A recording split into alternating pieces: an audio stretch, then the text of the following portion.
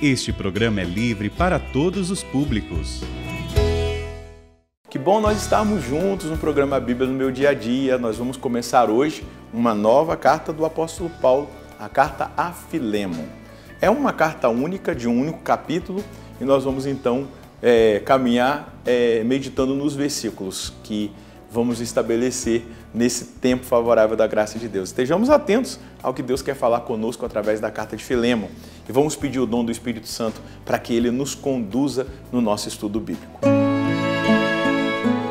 Em nome do Pai, do Filho e do Espírito Santo. Amém. Vinde, Espírito Santo, enchei os corações dos vossos fiéis e acendei neles o fogo do vosso amor. Enviai o vosso Espírito e tudo será criado e renovareis a face da terra. Oremos, ó Deus que instruíste os corações dos vossos fiéis com a luz do Espírito Santo. Fazei que apreciemos retamente todas as coisas, segundo o mesmo Espírito, e gozemos sempre da sua consolação, por Cristo Senhor nosso. Amém. Quero convidar você a abrir a sua Bíblia na carta de Paulo a Filemon. É um novo estudo que nós estamos começando hoje, uma nova jornada. Então pega aí a carta a Filemon e também pega o seu caderno para você anotar. Nós vamos, como a carta de Filemon é um único capítulo, nós vamos hoje meditar nos versículos de 1 a 3. Versículos de 1 a 3 da carta de Filemon, tá certo? Então anota aí, para que a gente possa ler esses 3 primeiros versículos que nós vamos meditar. Paulo, prisioneiro do Cristo Jesus, e o irmão Timóteo, ao amado Filemon, nosso colaborador, à irmã Ápia e Arquipo, nosso companheiro de luta, e à igreja que se reúne em tua casa, a vós graça e paz da parte de Deus, nosso Pai, e do Senhor Jesus Cristo. Então vamos um pouquinho pensar nessa carta que nós estamos começando a estudá-la, a carta de Filemon. Ela é uma das cartas da prisão. Então, já aqui no início, Paulo vai dizer, eu, prisioneiro do Cristo Jesus. Então, esse dado é importante. Paulo está escrevendo da prisão. São 4 cartas, as cartas da prisão. Filemon, Colossenses, Efésios e Filipenses. São essas as cartas que Paulo escreveu na prisão. E o que diz o contexto dessa carta? Paulo está escrevendo para Filemon, que é um dos seus colaboradores, que é um cristão, um homem devoto, que tinha um escravo chamado Onésimo, e esse escravo fugiu. Mas Paulo conheceu Onésimo na cadeia e ali Onésimo teve um encontro pessoal com Jesus, foi batizado, tornou-se cristão. Então agora Paulo está escrevendo para Filemon em favor de Onésimo. Então, esse é o contexto da carta. Mas nessa saudação inicial, nós já tocamos nesse ponto que Paulo está na prisão. E quem está lá com ele, de companhia? Timóteo. Então, ele vai dizer aqui, meu irmão Timóteo, ao amado Filemon, nosso colaborador. Então, Filemon, esse homem devia ser de negócios, devia ter talvez terra, não é? Ele é um colaborador da missão de Paulo, um cristão. Um homem de Deus que colabora com a missão de Paulo. E a irmã Ápia, possivelmente a esposa de Filemon. E Arquipo, nosso companheiro de luta. Então, ele vai aqui nomeando as pessoas às quais ele quer também que essa carta alcance o coração. Porque Filemon vai compartilhar aquilo que ele recebe de Paulo. Você imagina você receber uma carta daquela pessoa que foi usada por Deus para levar você ao encontro pessoal com Jesus, que te forma e que te leva para Cristo. Imagina, Paulo era já um homem famoso, um missionário reconhecido, um apóstolo de Jesus Cristo. Então, para esses que recebem essa carta, que foi destinada a Filemon, é uma alegria muito grande recebê-la, não é? Nosso companheiro de luta. E aí ele vai dizer, a igreja que se reúne em tua casa. Aqui tem um dado importante da igreja primitiva, não existiam os templos, existia a sinagoga. Nós vamos ver nos Atos dos Apóstolos que muitas vezes os apóstolos, antes da dispersão, iam rezar na sinagoga, nos horários sinagogais, da liturgia da sinagoga.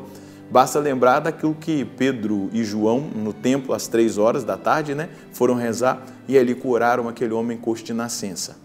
Mas depois da dispersão, e quando o cristianismo foi chegando nas nações pagãs, eles começaram a se reunir nas casas. A liturgia era celebrada nas casas, a catequese era feita nas casas, porque não tinha o templo. Depois, num outro período, que foram sendo construídos os templos a partir de Constantino, né? Do Édito de Milão e depois tudo que se estabeleceu aí na igreja.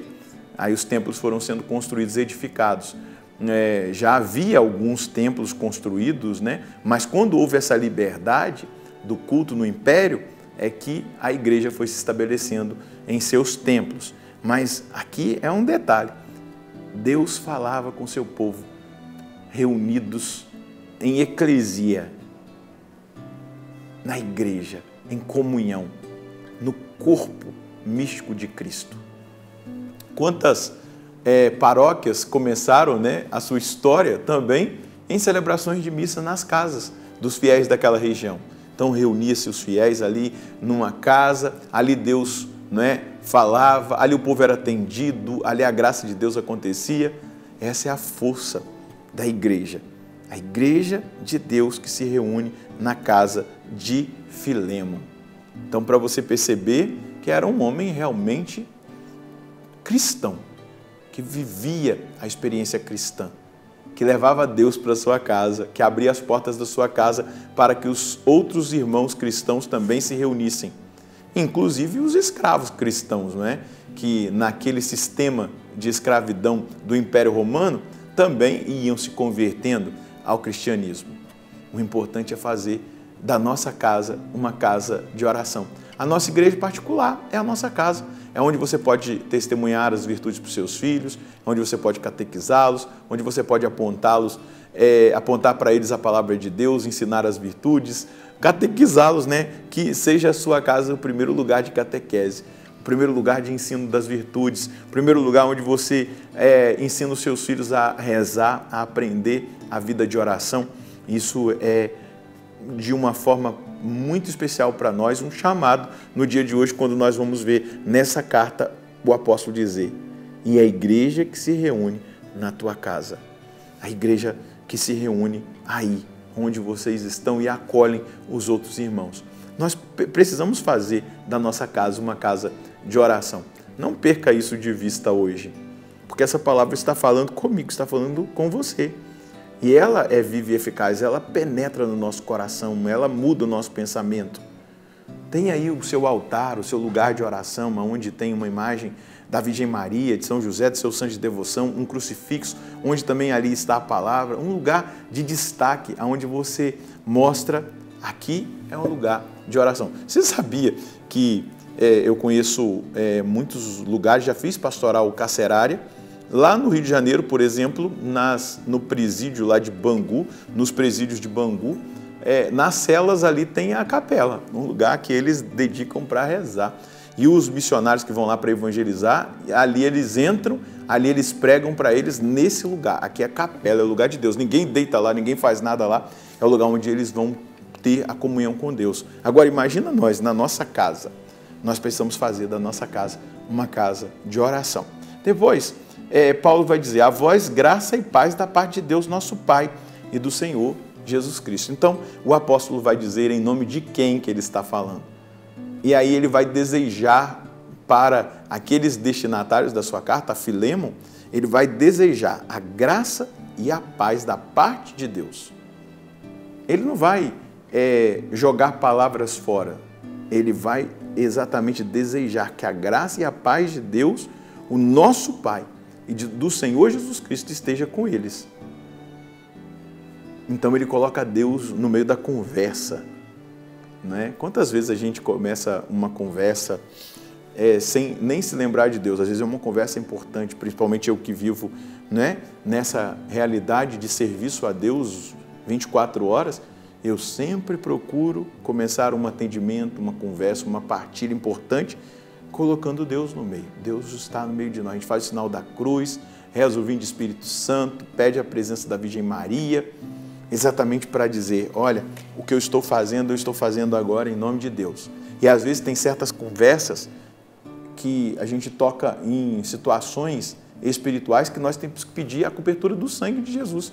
Que o sangue de Jesus esteja na nossa conversa, na nossa partilha, que o diabo não aproveite de nada daquilo que nós vamos dizer aqui para jogar contra nós, para tentar-nos, para nos desviar daquele que é o projeto e a vontade de Deus, porque nós somos homens, mulheres que caminham com Deus, que caminham com o nosso Senhor.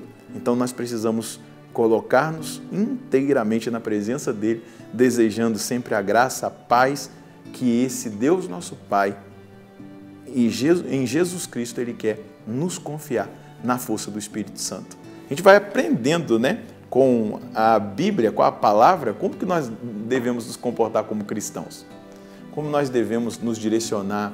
Eu sempre também, num e-mail, numa mensagem que eu mando, tá lá, Deus te abençoe, ou a gente inicia a mensagem com a paz, Deus te abençoe. Por quê? Isso vai também abrindo portas, abrindo o coração das pessoas, isso faz parte. Então que a gente aprenda como apóstolo, né, que escreve essa carta a Filemon, como nós devemos também nos portar diante das pessoas, daqueles que nós queremos o bem e queremos também que elas encontrem essa paz e essa graça de nosso Senhor. Qual é a mensagem que nós colhemos hoje do texto sagrado?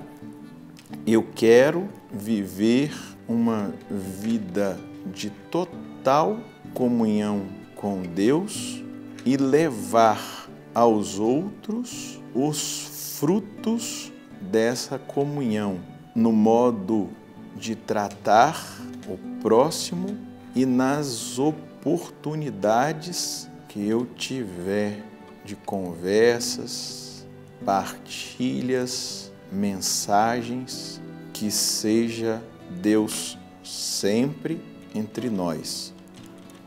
Uma outra coisa que a gente pode colher também de mensagem é colocar, a partir desse estudo, eu coloco como meta fazer da minha casa uma casa de oração, a minha igreja doméstica. Começa a fazer isso que você vai começar a colher os frutos, dentro da sua casa, mas também nos seus relacionamentos, colocando Deus, apresentando Deus às pessoas, esse Deus que você tem comunhão com Ele, as pessoas têm sede desse Deus, testemunha, e você vai colher esses bons e maravilhosos frutos. Vamos rezar? Nós queremos agradecer ao Senhor pelo início dessa carta que Paulo escreve a Filemon e que toca muito no nosso coração, que nos provoca nessa dinâmica da comunhão com o Senhor, onde essa comunhão precisa influenciar também nos meus relacionamentos, precisa influenciar nos meus contatos, em tudo aquilo que eu faço, porque eu vivo, Senhor, em total comunhão com o Senhor.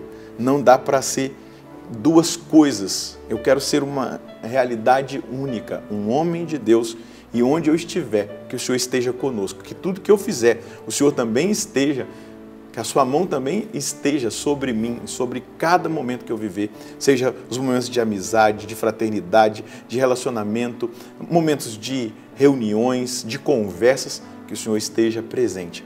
Mas também eu quero fazer da minha casa uma casa de oração, um lugar onde o Senhor habita, a alegria do Senhor, a presença do Senhor, onde nós podemos experimentar, ó Deus, lá na nossa casa, na minha casa, essa graça de sermos uma igreja doméstica, onde os irmãos vivem em comunhão, onde os irmãos estão ali presentes adorando o Senhor. Muito obrigado por aquilo que o Senhor comunica a nós nesses versículos iniciais da carta de Filemon. A Ti a honra, a glória e o louvor. Faça isso e você não irá se arrepender. Que a sua casa seja uma casa de oração, uma igreja doméstica. Que Deus esteja no meio de tudo aquilo que você vive e experimenta.